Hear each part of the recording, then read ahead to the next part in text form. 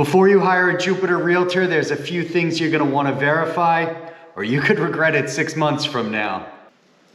So what would I look for if I was looking for a realtor in Palm Beach Gardens or in Jupiter? It's the same thing I would look for if I was looking for a realtor anywhere else. And honestly, this whole topic got brought about because we're thinking about buying a second home up in the mountains. And I had to start talking to realtors in an area that we don't live in. This vast pool of real estate agents. And I had to start narrowing it down. And so it got me thinking, what are the questions that I'm asking? How am I interviewing agents, and how can that help other people interview agents? I think it's really important to ask the right questions and kind of frame this in a really logical way. So that was my thought for coming up with this video. All right, what you're not hiring a real estate agent for is just to open the front door and tell you how pretty the curtains are. That misses the point completely. In my opinion, what you hire a real estate agent for is risk management. And what I mean by that is you need an agent who will help ensure that you're not going to pay too much for the property. So they know the area well, they know pricing well. That you're not going to buy a lemon. That you're not going to buy this property that's got a whole ton of problems. And it may not just be the property itself, but the area that surrounds it. So you need somebody with an understanding of the area, in and of itself.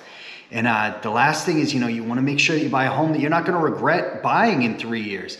Did this home or did this area even fit your needs? Or did the person you're relying on to give you opinions and ask for help, did they just shortchange you and sold you whatever you wanted to buy? So at the end of the day, I really think you have to view it that way. You hire a real estate agent to manage risk for you. Speaking of risk, let's talk about how a lot of people find their real estate agents right now.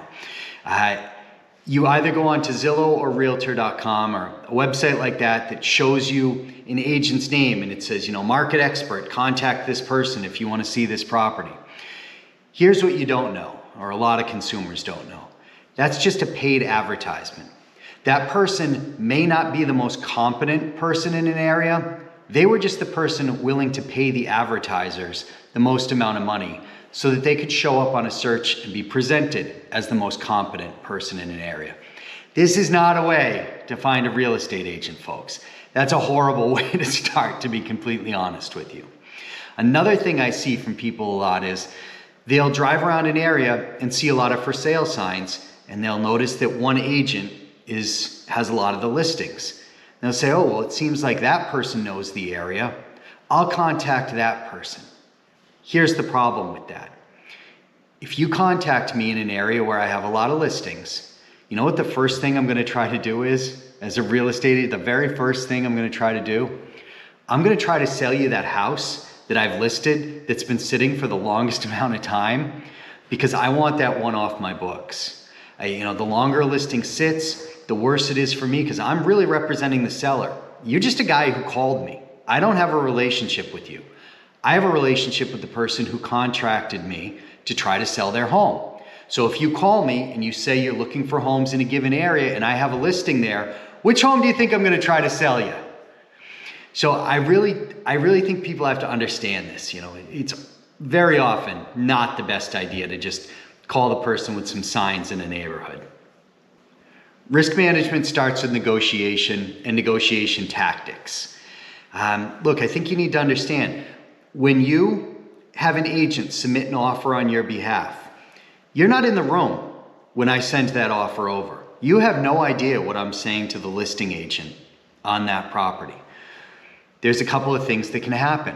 One of them is, and this has happened to me more times than I can tell you, an agent will call and say, my buyer's submitting an offer, I know it's low, he's just looking for a counteroffer. If that's your agent calling me and telling me, that's a horrible disservice. I really think that people need to understand, look, this agent that I contract with, this agent that's going to represent me, are they going to fight for me? Are they going to try to squeeze every dollar for me?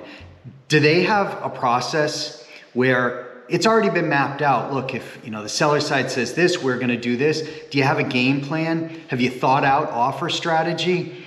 And if that agent is pushed, are they going to fight for you? Or is this just somebody who you can tell from the first time you met with them, they're a really nice person, but they're not really the shark that you need when you go to negotiate? Honestly, you got to consider that, because I work with a whole lot of nice agents, and I've interviewed a whole lot of nice agents in areas that we're looking at purchasing.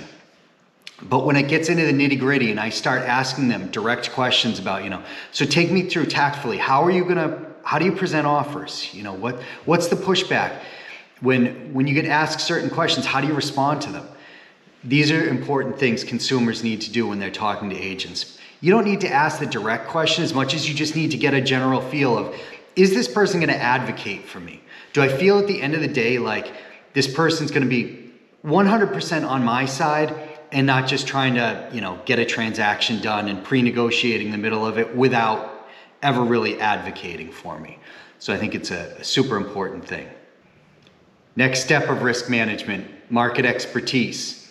And by market expertise, I really mean, does the agent that you're talking to understand how the market is moving in the area that you're looking at? And do they understand the housing statistics?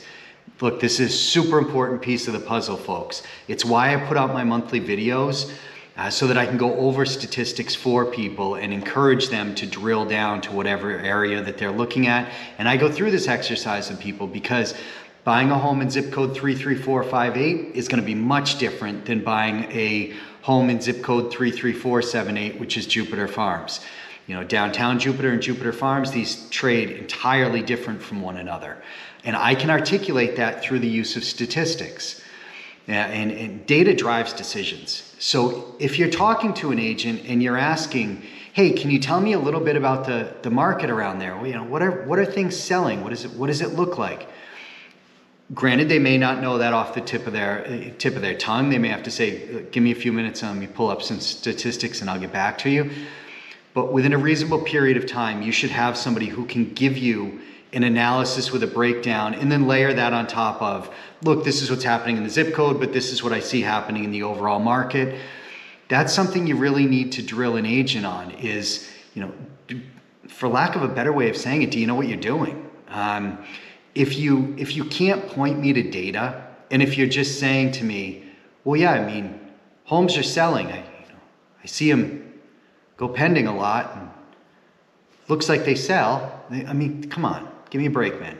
That's not a way to do this. So you do need to push on your agent. You do need to find out, do they have a deeper level? Because look, here's how I use those statistics. We tie back into me presenting an offer. I'm going to use data because it's more than likely that if I'm submitting an offer for you as a buyer, we're going to be coming in less than the asking price. And I'm going to send up a very long write-up that goes over to the listing agent that says, look, this is why I'm offering this much money. Here's my data. Please, if you can, show this to your seller and explain how we got there, because I don't want them to think I'm just firing off a blind offer. I think it's a really important piece of the puzzle.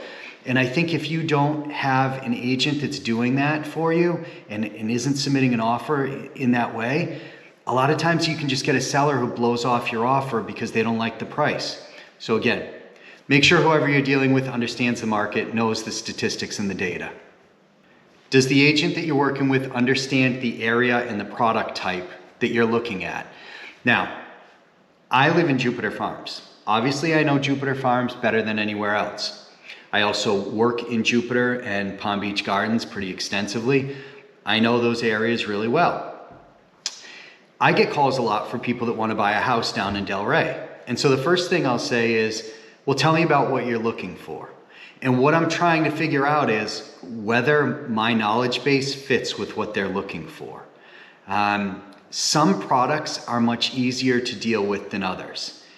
If you tell me you want to buy in you give me the name of a gated community, and it's a cookie cutter community that was built and the homes are largely the same. There's a handful of floor plans, but that's not too wild in the world of being able to develop expertise. You can look at, like homes that have sold in the community and you're pretty much up to speed.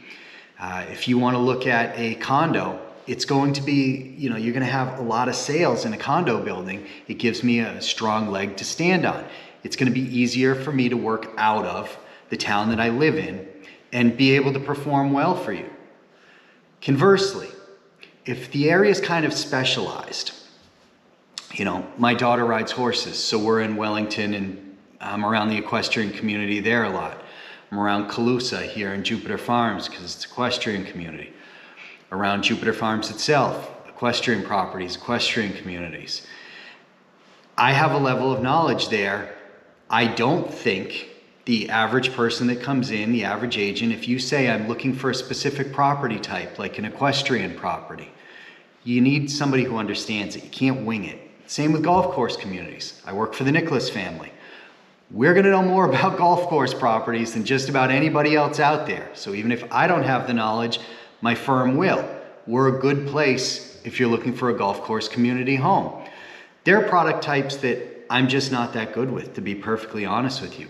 If you want to go to a non-gated community down in Boca to find a specialized kind of home within a smaller area where you have low-rise single-family homes next to McMansions, that's a little too much for me to be able to decipher. I'm probably going to have to partner with somebody or pass you off to somebody because I'm going to need to bring in another player that understands that kind of market. So I do think it's important just to ask an agent, can you tell me about the area? What do you need? Look, let me give you one more example. I live in Jupiter Farms. One of the things I say to people when they call me looking to buy in the farms, they'll ask me about the houses. Hey, this house is for sale. Something I often point out is, you may really like this house, but in the summertime, we get a lot of water in Jupiter Farms. There's a lot of rain. These lots hold water. It's a good thing they hold water because that's what feeds the wells and the aquifer. So we need the water on the lots.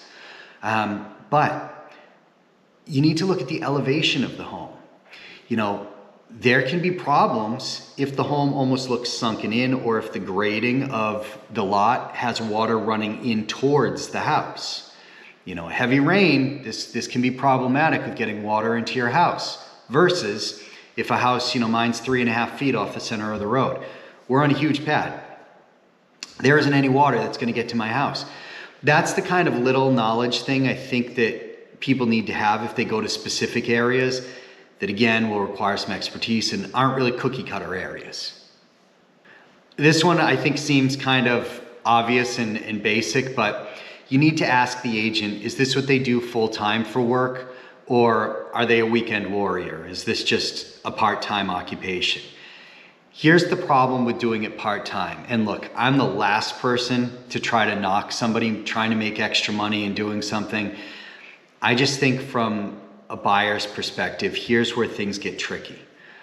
Let's say that I'm a part-time agent and I've got to go to my full-time job from 8 in the morning until 6 at night.